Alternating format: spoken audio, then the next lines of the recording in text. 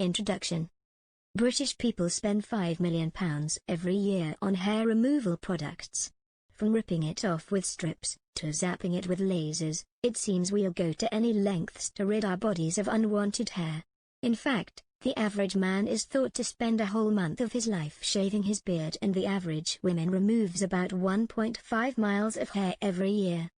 For thousands of years, we've been preoccupied with waxing, threading and buffing our body hair into submission. Today there's a huge range of hair removal treatments available to choose from, all developed for optimum safety and effectiveness. On this module, you'll find everything you need to know about hair removal. Human body hair, the mystery. Along with pigs, hippos and elephants, humans are particularly hair-free mammals.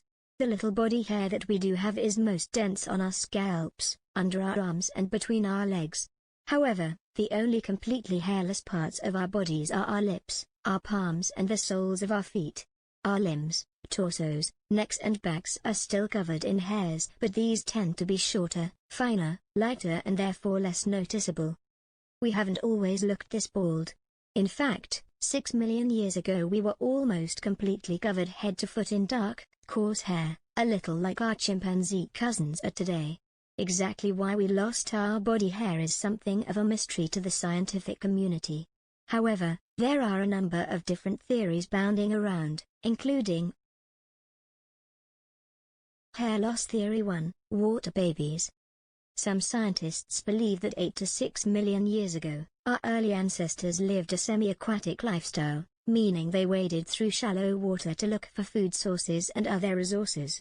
A thick covering of fur is great for protecting animals against the elements, but completely useless when they're in the water. Think of whales, dolphins and porpoises. They're not furry, and yet some of them live all year round in the freezing waters of the poles. These creatures had to develop a far more effective form of insulation, in the form of huge internal reserves of blubber.